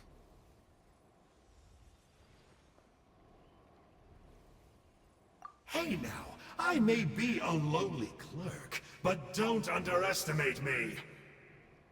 I could never beat you in a straight-up fight, but when it comes to running away, I won't lose to anyone. Do me a favor, and remember how fast I disappear. Maybe then you'll show me a little respect next time. Darn! He got away again! Couldn't you have stopped him? It's all right. He's not worth our time and energy. Besides, it seems like he's in debt to a lot of people. I'm sure they'll keep him busy. If you say so. Still, Paimon's kinda surprised that you actually struck a deal with someone from the Abyss Order. To borrow that guy's words, names are superficial labels. Whether you call it the Abyss Order or anything else, it's a broad generalization at best. Think of it like apples that have fallen from a tree. If you tasted each one, you'd find that they're all at different stages of ripening. Even the unripe fruit blown off its branch before it's fully grown can still be brewed into a fine wine. Everything has its use. Huh. Well, in that specific sense, maybe Enjo's not such a bad apple. Not rotten to the core, at least. Of course! Only the almighty Dragon Lord, Kahula How, is rotten to the core and evil beyond redemption. Ugh. So what exactly are you anyway? You're definitely the evilest little thing Paimon's ever met. Don't worry, he can't hurt a fly. You could say that. Paimon heard that those kinds of contracts might come with a terrible cost attached. Is that true? Such as a how watching me like a ravenous vulture? Vulture? Vulture? We are the Dragon Supreme, sovereign ruler of the Nation of Flame. Let's pick this up another time. It's getting kinda late. You should go back and get some rest. Big day ahead. Tomorrow's Turnfire night. Time to light the sacred flame and burn away the filth for a legendary 500-year-old warrior. Oh yeah. Hearing you lay it out like that is making Paimon a little nervous. For all the work we've put in, it all comes down to tomorrow night. We have to make sure we solve this problem once and for all. Then it can't hurt to say this one more time. Good luck to us both. See you tomorrow.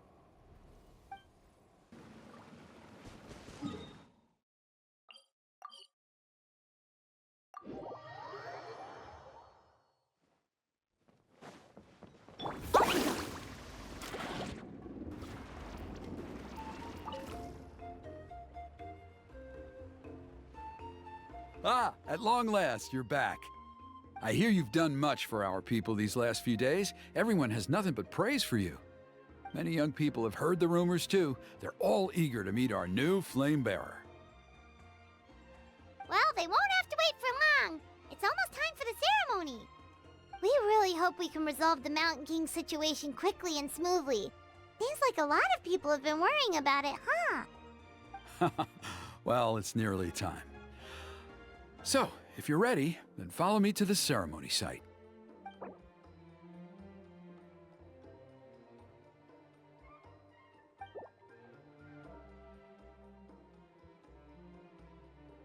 Off we go!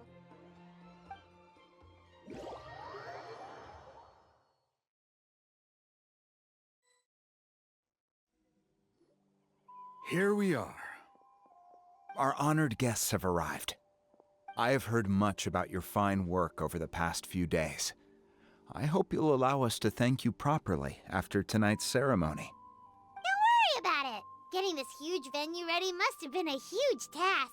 No need to make extra work for yourselves on our account.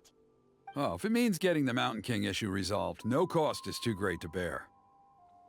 A resolution will come in due course, but every great fire starts as a tiny spark. We must take it one step at a time. No one would disagree with you if that were possible, Chief, but it's been far too long since we've seen a real step forward. Look around you. Can't you see how our numbers have dwindled since the last Turnfire night? The ceremony was arranged on short notice. Many are away from home and could not make it back in time. That may be so, but still. Good evening, Traveler in Paimon. Kinich! Not a moment too soon. Chief Wayna, Elder Trinidad, could you give us a minute? I'd like to give the Traveler a few pointers as the previous Flamebearer. Very well, but make it quick. Let me know when you're done and we will begin the ceremony. Let's step to the side. Has anyone gone over the key steps of the ceremony with you yet?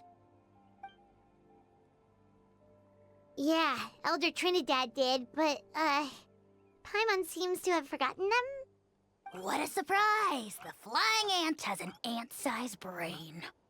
If you don't want your tongue to be burned off by the sacred flame tonight, I suggest you stay quiet. See those sacred flame pillars? Once you've lit the fire, go light each one up in turn. Once that's done, head down into the cave where the Mountain King slumbers, light the braziers along the way, then bring the flame to the final altar. Then the ceremony is complete. That sounds simple enough. The process isn't complicated, but remember, you mustn't turn back at any point. If you miss a pillar, you can't light the next one, then come back to it. You have to keep moving forward, or it's seen as disrespecting our ancestors. If that happens, you won't receive the blessing of the Turnfire, and you'll have to start over. I made you a diagram that summarizes the steps. Take a look.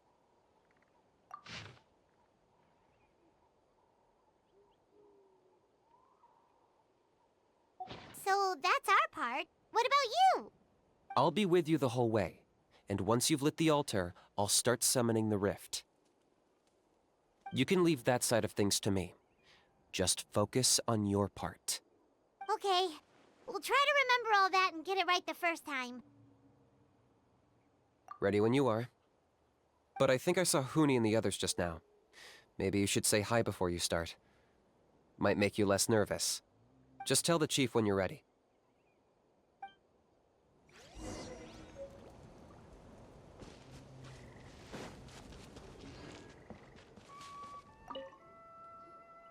How are you doing? Is all in order? I'm counting on you. Don't forget what we talked about. By past fuel and present flame, life marches ever on. My brothers and sisters, the time has come to light the fire once again, and let the Turnfire night shine bright in Hoytzitlan.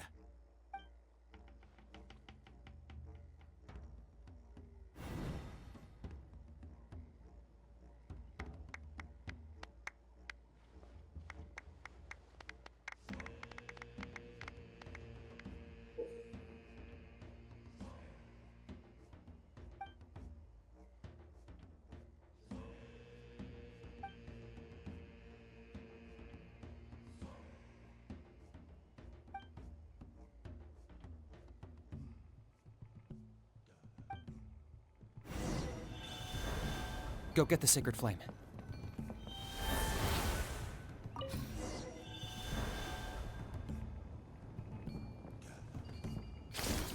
Nicely done. Off to a good start. Great stuff.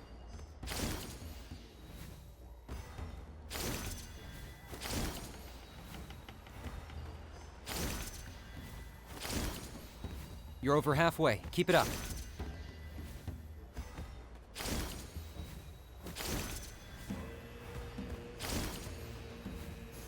Impressive. Just one more to go. Come on, one last push.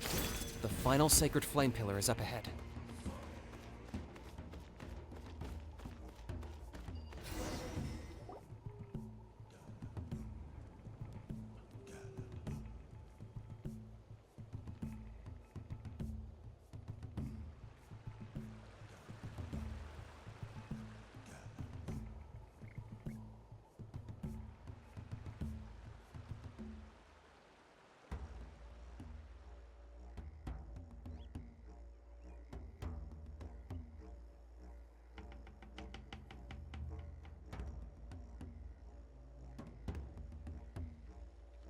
Great.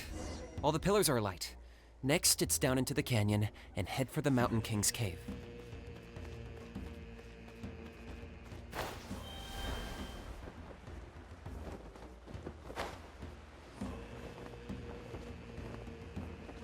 Almost there. The cave is just up ahead.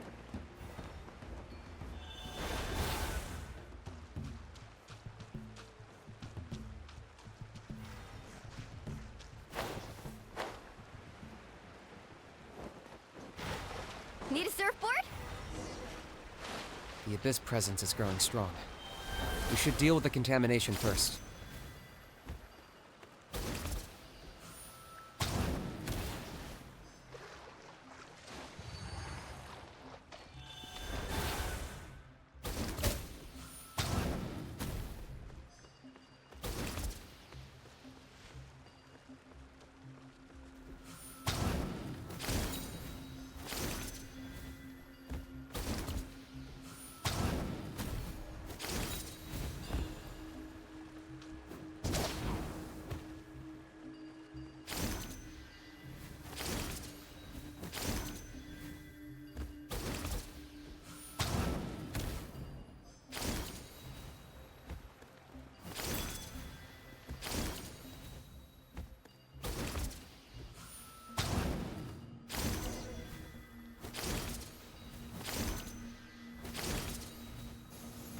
There's the altar of the sacred flame.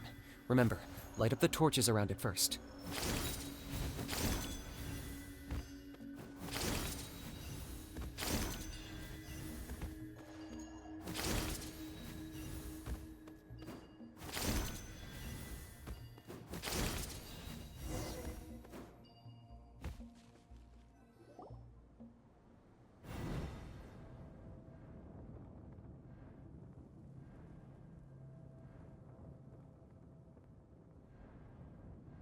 Woohoo! We've lit up the final altar!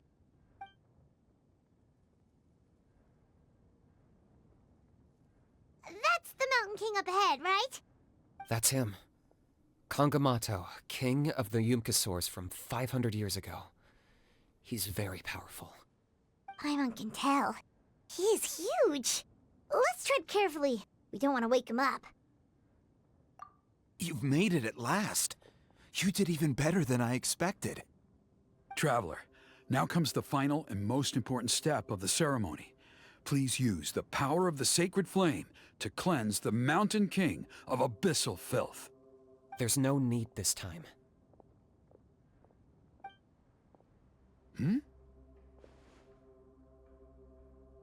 Such strong abyssal power. What is that thing? Kinich, what is the meaning of this?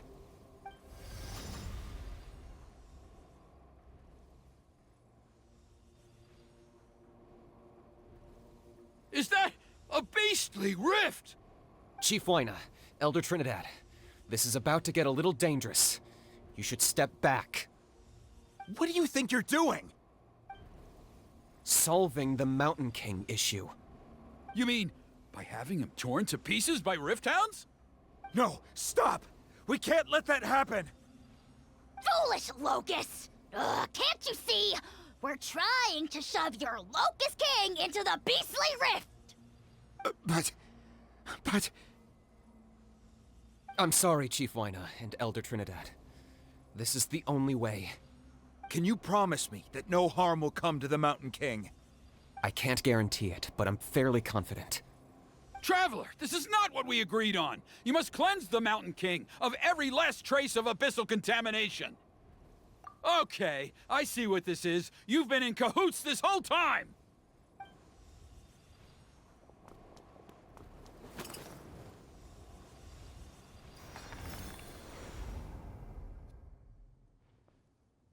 Ugh, you imbecile! What have you done? Oh no! The device is destroyed! You forced my hand. I had no choice. Elder Trinidad! What are you doing?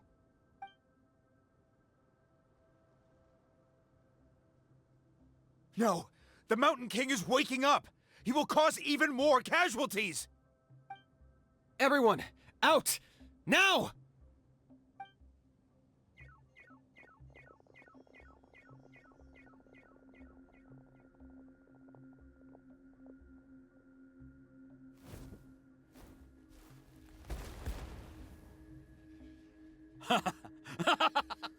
Well, it seems there is only one way to awaken you all from your willful blindness.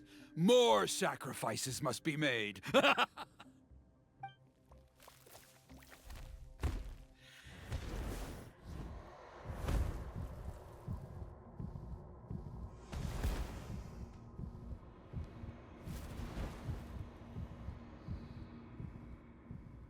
Take me, O Mountain King! Take me as your next sacrifice!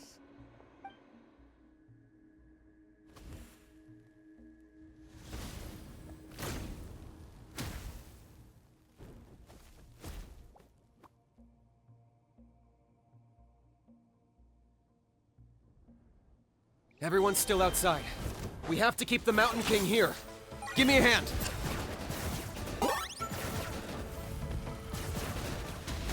Everyone hold hands! The Temple of Wisdom! Shower me with praise! Time to shine! Nice and spicy! Watch out for the fruits he's spitting out. I can use those against him. Yeah, that's it!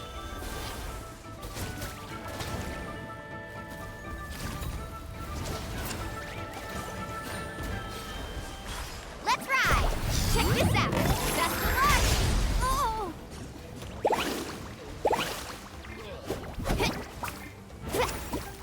Target acquired.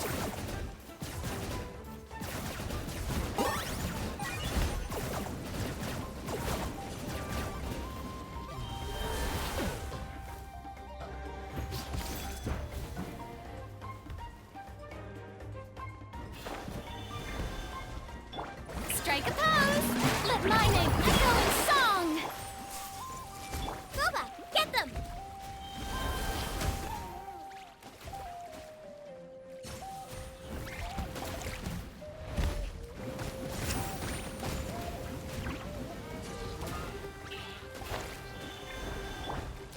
Sharing my knowledge! I see everything! Eat this! I got him cornered.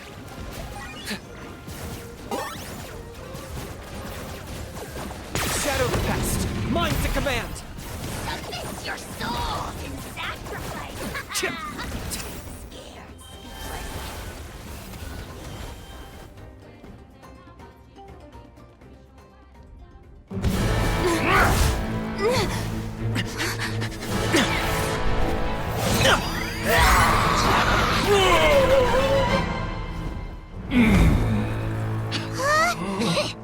What do we do? We can't open the rift!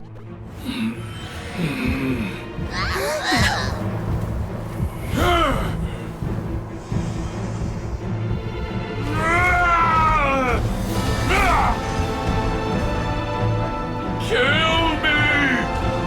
Put an end! Points at launch! shame!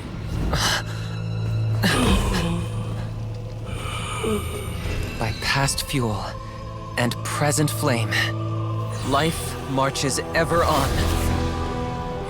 Oh, Burkina, I must atone.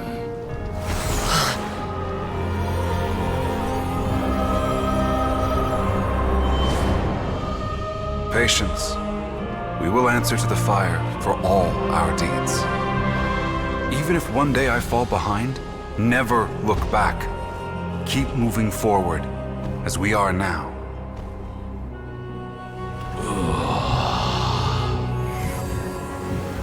Live with your guilt and shame. This is the price to pay.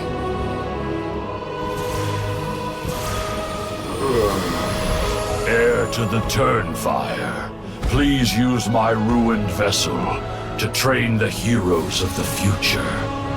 The will of Kangamato will march ever on, till the abyss is stamped out.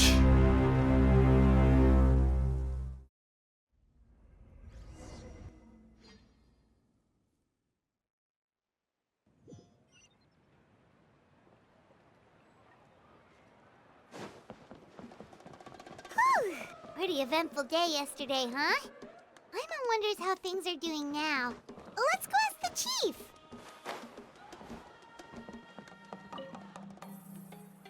Traveler, you've come at just the right time. I have some good news for you. Trinidad's condition is stabilized. He suffered burns on much of his body, but we believe he'll survive. Guess that's the best news we could hope for. Paimon has to ask, is everyone in your tribe such a risk-taker? First Kinich, then Elder Trinidad? Is this the Scions of the Canopy's adventurous spirit in action? We're simply not afraid to charge ahead into the unknown. He's fine. Don't worry. He's gone to check on the Mountain King. Something most mysterious has happened. After the incident yesterday, a transparent shell is formed around the Mountain King's body. We don't understand the mechanism behind it, but the shell appears to insulate him against the influence of abyssal power.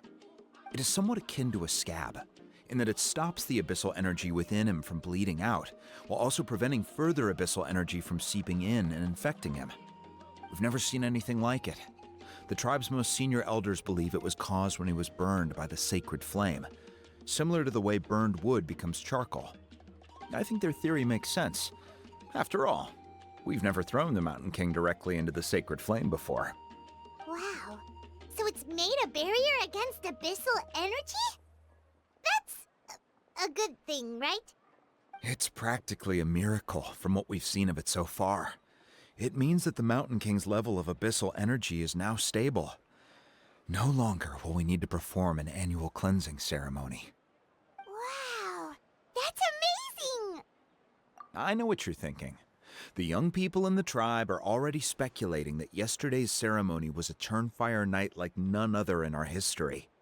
Because you and Kinich, you summoned the very flame that appears in our ancient legends. A great transparent ball of fire.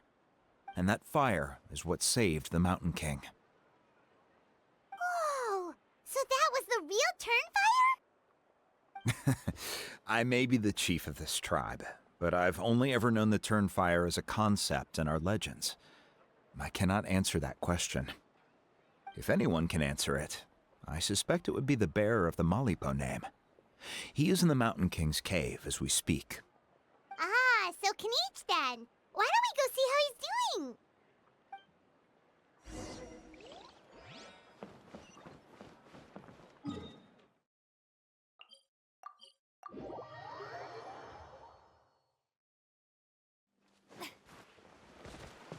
Woohoo!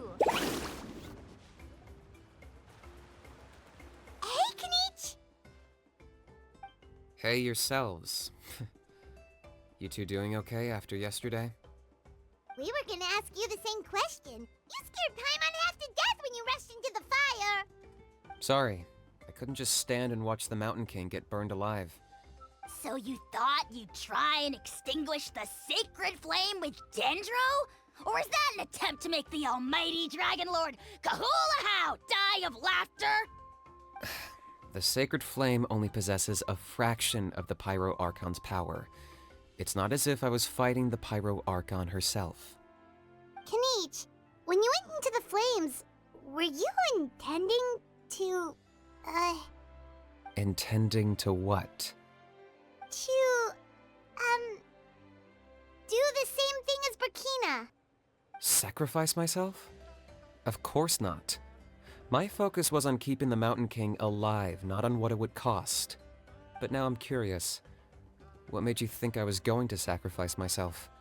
Well, because everyone's saying the Turnfire is what saved the king last night. And Ponche's theory was that summoning the Turnfire is a tit-for-tat exchange, right? So, Paimon thought you decided to pay for it with your life. So you've heard that rumor too. I'm afraid I can't say for sure. What happened yesterday was a first for me too. Well, even if you don't know, there's probably no one in the world who does. What I would say is, if that really was the power of the Turnfire, I'd sooner believe that the Mountain King summoned it himself. The Mountain King? Then, what price did he pay? The core meaning of price is not atonement or compensation, but what you're willing to give up in order to obtain what you want. It's easy to die for your sins. Much harder to live with the guilt and keep on going. In the end, the Mountain King chose the latter option. For Burkina and for the tribe. That's the price he paid. Alright, so how is the Mountain King doing now? Health-wise, there's nothing to worry about. He'll enter a fighting stance whenever we set foot in his territory. But his attacks are gentler now and not as crazed as before.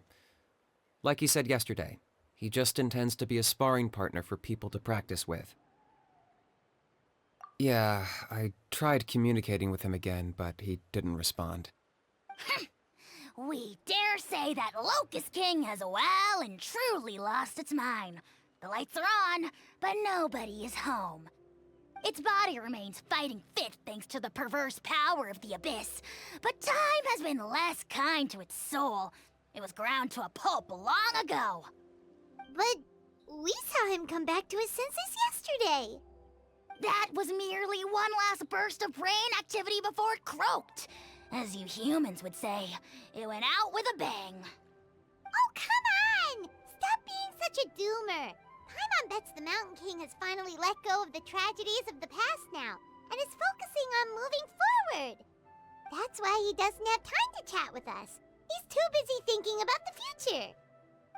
Well, at least it means my fellow tribespeople can move forward now, too. Thank you for your help, Traveler. I owe you one. Yeah, that's right. You caught Enjo for us, remember? But he ended up being completely useless. It's not a fair trade if you lost out. That's on him. It's not your fault he's useless. Besides, we're friends now. You don't know us anything. Friends? But your friendship is an even more valuable gift. I can't in good conscience accept it for free. So promise me, if you need anything in the future, you'll come to me. For you, I'll do anything.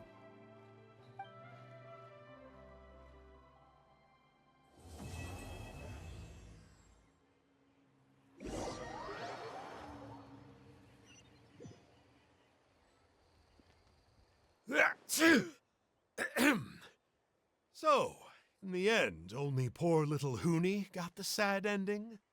Yeah, everyone's happy except me.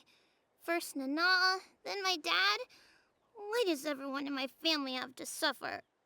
Hoonie, it'll be okay. Your dad will get better soon. Toba, you're my friend, so I shouldn't say this to your face. But it was all the Mountain King's fault. Huh? Now hold your horses, kiddo. If you promise not to fight, Uncle Sanka will tell you a story.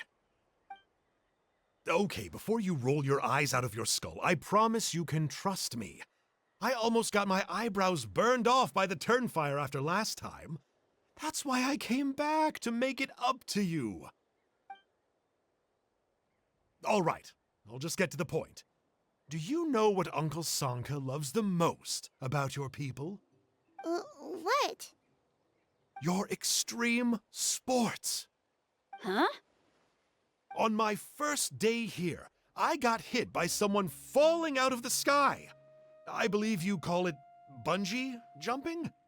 It's a dangerous sport, to be sure, but the courage it took to make the jump impressed the heck out of me. So, I introduced myself to the jumper, we made friends, and I even helped treat her wounds. Oh, such a nice friend. Of course. Anyway, the good times didn't last, because I got captured by a powerful foe, so we had to part ways for a while. In the hands of the enemy, I was scorned, scolded, and nearly given away as a gift. Oh, it was so humiliating. A horrible experience to look back on. Why does Uncle Sanka always have to suffer, I thought. So I feel your pain, Huni. I was in the same position. But in the end, I made it through, and I left all of those painful memories in the past. I even managed to reunite with my friend. Is that it? The moral of the story is to look forward in life, right? Yeah, we've heard that one millions of times. Sorry, Uncle Sanka, but you're not cut out to be a teacher. Very smart, Huni, but not quite smart enough. What I'm trying to tell you is that after I reunited with my friend, I found her injuries were all healed, but she really missed her family. So, I thought you might like to see her too. She's right behind you. Turn around and see. Another trick about not turning back? I'm not falling for that one again. Huh?